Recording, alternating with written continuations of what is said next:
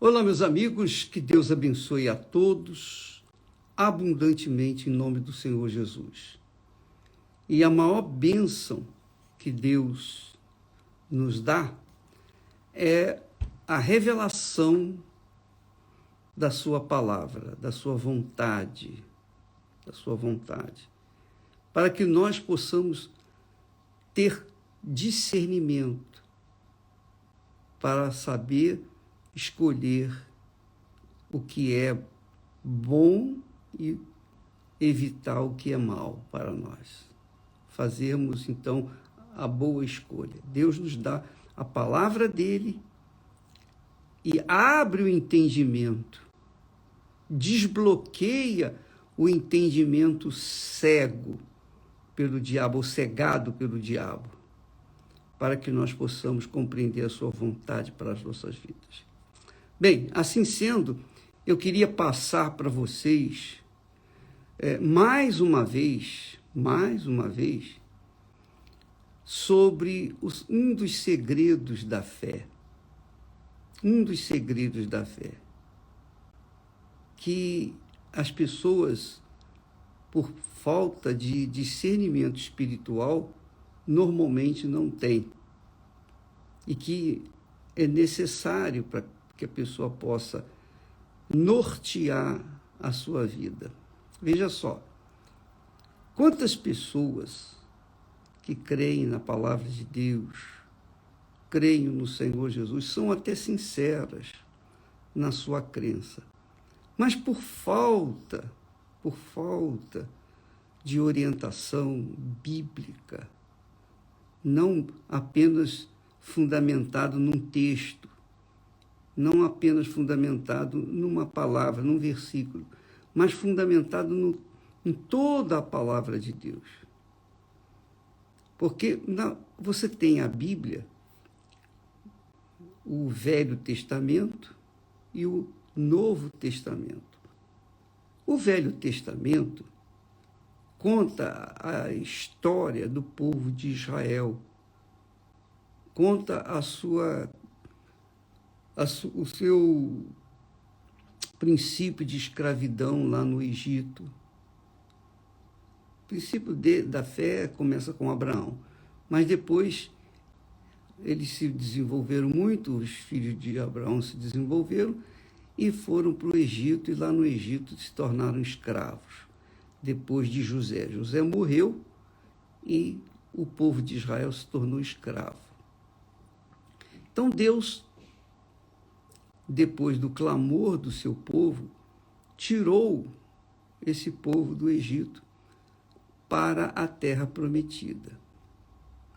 Então, essa caminhada do Egito até a terra prometida é um tipo, é um exemplo, é um símbolo, é uma representação da nossa caminhada na fé no Senhor Jesus Cristo. A mesma coisa. Então, assim como Israel saiu do Egito para a conquista da sua terra prometida, para deixar de ser escravo, ser nação, porque até então ele era filho de Israel, ou filhos de Israel.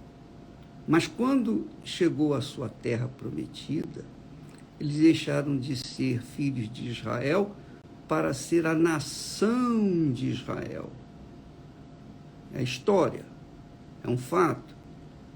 Assim também é com respeito à fé cristã. Quando você sai desse mundo, quando você abandona esse mundo, o mundo de escravidão, porque todos nós nascemos na escravidão.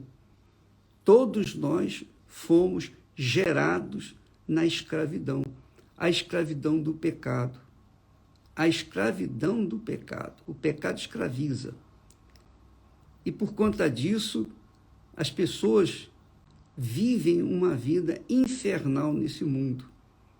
Porque o mundo que jaz no maligno escraviza os seus filhos.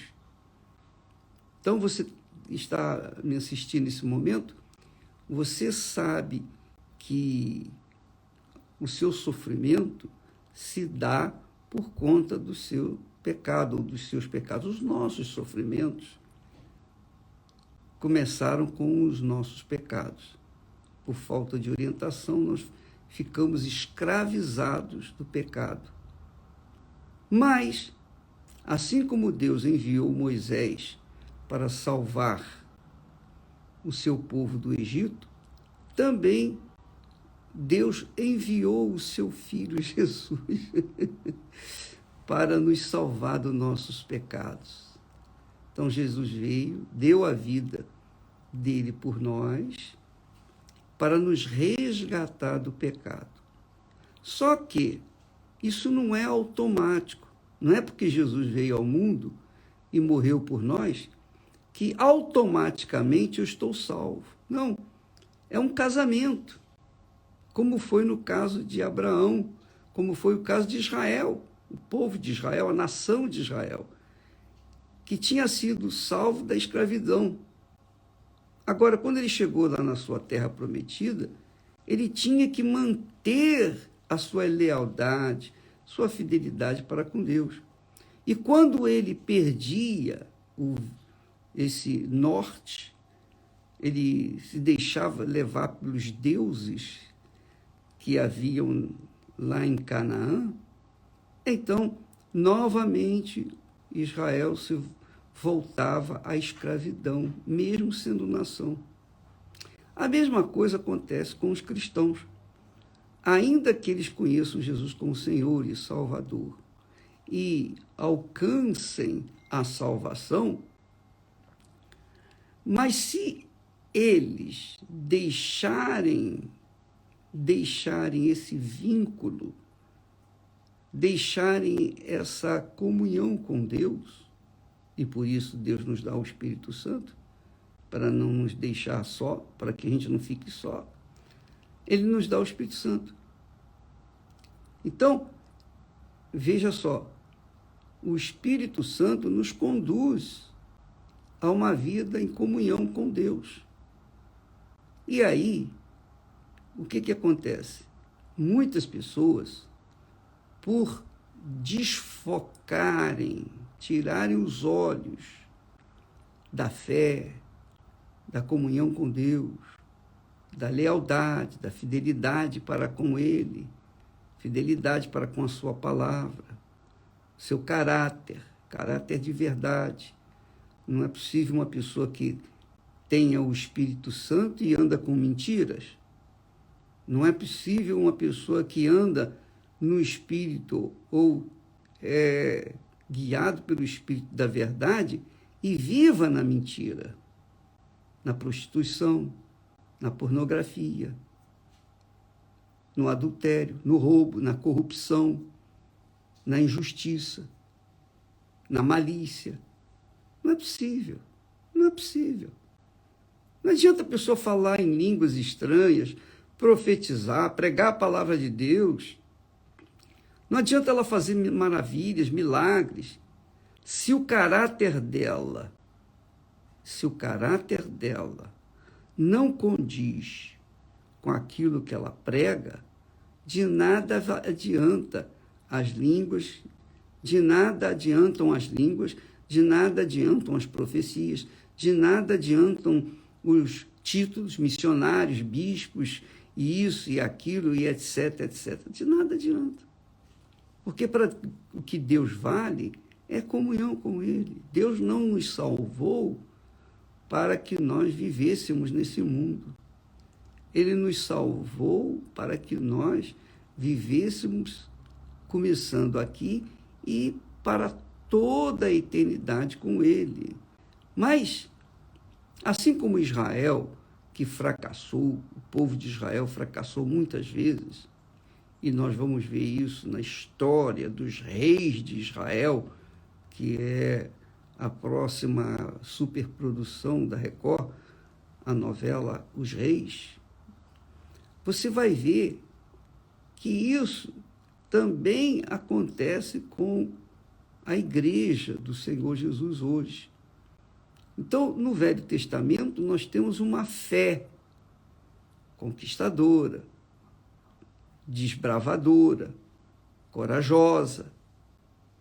Mas também existem aqueles fatos das pessoas que conquistaram lá no passado, mas perderam.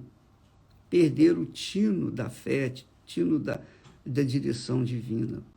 Porque se envolveram com as conquistas, esqueceram da razão do porquê elas conquistaram, que é a sua comunhão com Deus. A mesma coisa acontece isso hoje em dia com os cristãos, os crentes, que dizem, poxa, eu tenho o Espírito Santo, eu sou de Deus, mas a minha vida não desenvolve, a minha vida parece estar travada. Por que está travada? Por que está travada? Deus não falou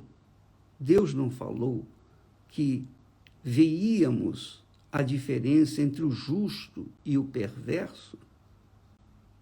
A diferença, tem que haver essa diferença entre o que é justo e o que é perverso. O justo é aquele que é justificado pela fé no Senhor Jesus. Mas se essa fé no Senhor Jesus não o justifica, é porque essa fé está embaralhada, está confusa, está desentoada da fé autêntica, a fé do Novo Testamento. Porque a fé do Velho Testamento é uma, a fé do Novo Testamento é outra, completamente diferente.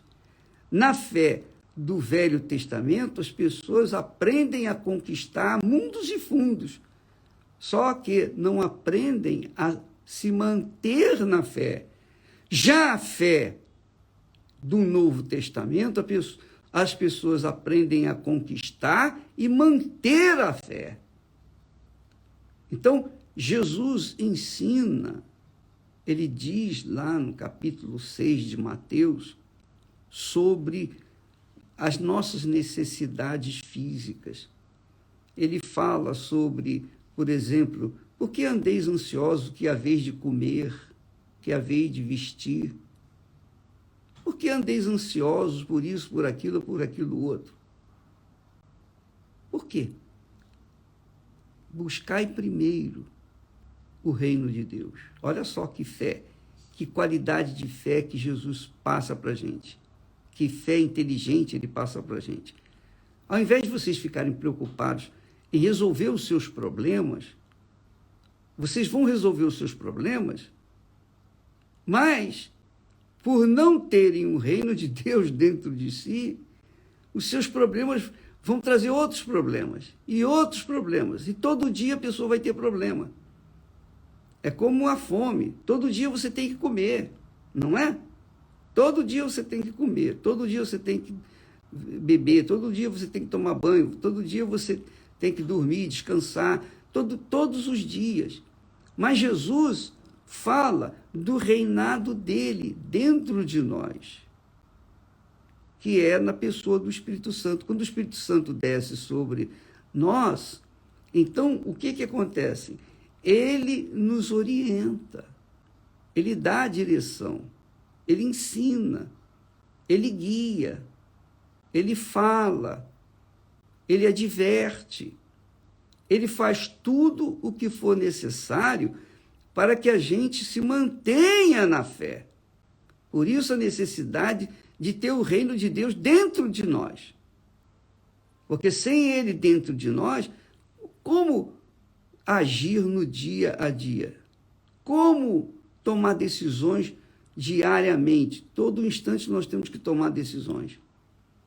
Então, minha amiga e meu amigo, a fé do Novo Testamento fala de conquista e estabelecimento automáticos.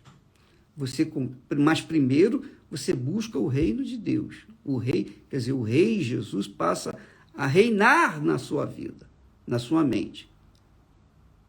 E você andar na justiça. Não basta ter o reino de Deus ou o rei do reino de Deus dentro de você. É preciso que você ande na justiça, que você obedeça a palavra, que você ande na justiça. Então é assim, o rei, Jesus passa a morar dentro de você, que é o Espírito Santo, a descida do Espírito Santo, o batismo com o Espírito Santo, o selo do Espírito Santo, e em seguida ele vai orientar, ele vai dizer não faça isso ou faça aquilo. E aí, se você obedece, você vai estar andando na justiça. Por isso que ele diz, buscai primeiro o reino de Deus e a sua justiça, e andar na sua justiça. E então todas as demais coisas serão acrescentadas. Você entendeu?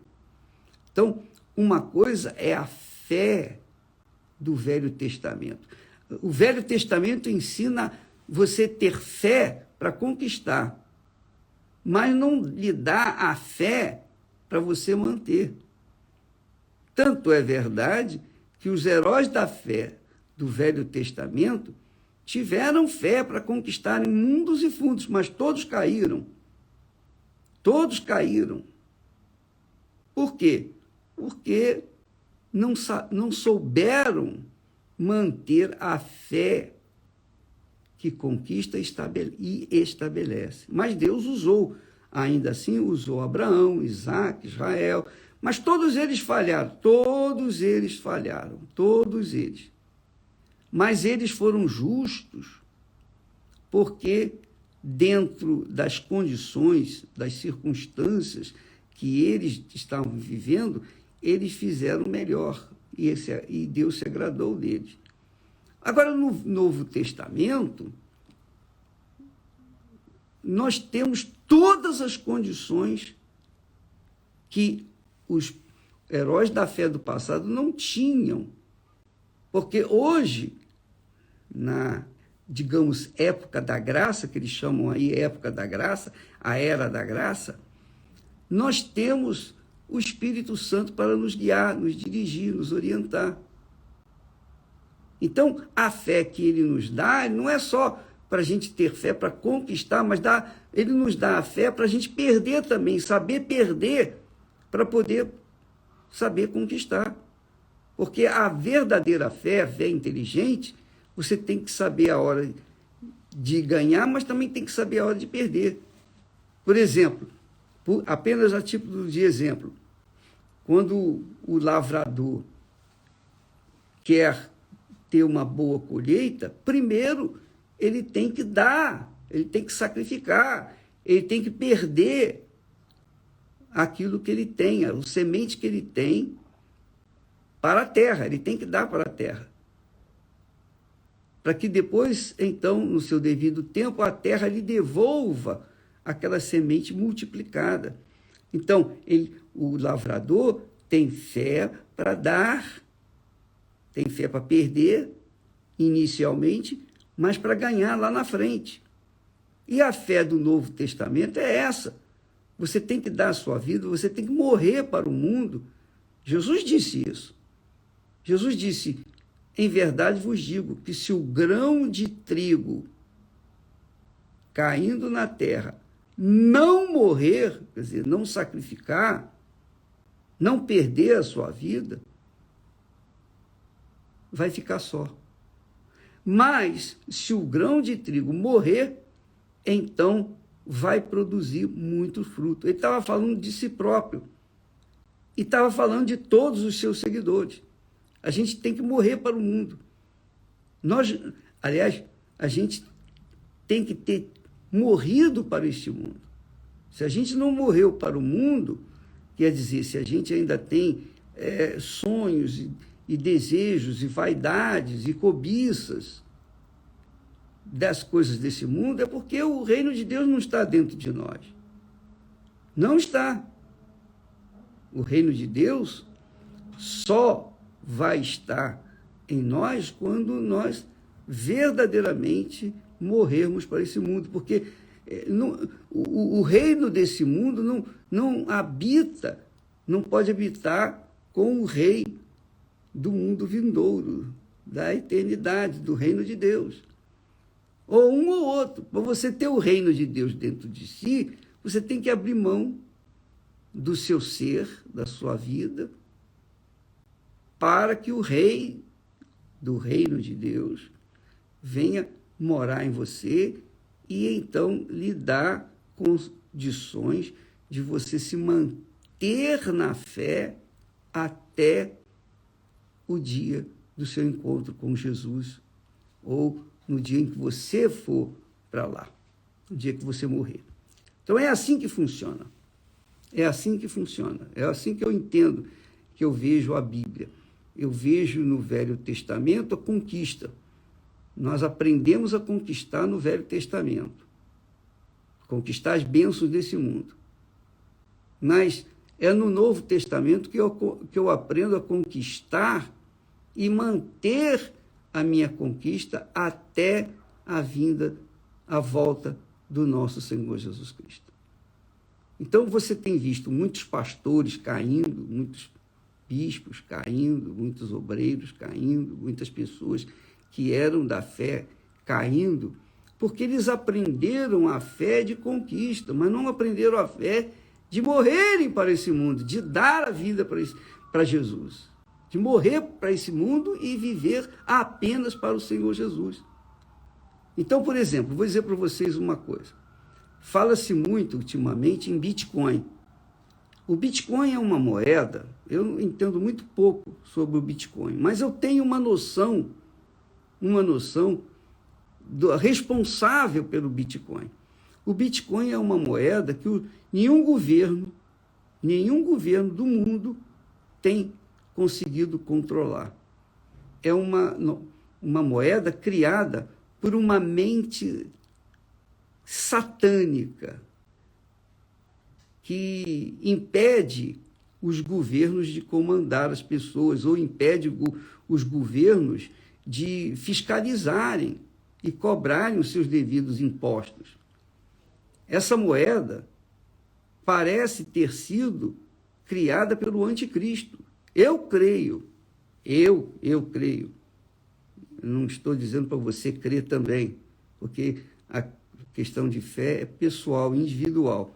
Mas eu creio, eu acredito que o criador, o mentor dessa moeda Bitcoin, que ela não aparece, ela é uma moeda virtual, eu creio que isso é o próprio Satanás que criou, ou melhor, que ensinou, e ele, o anticristo, o que é anti-Jesus, anticristo é aqui, que tudo que é contra o Senhor Jesus, tudo que Jesus ensina, ele faz ao contrário.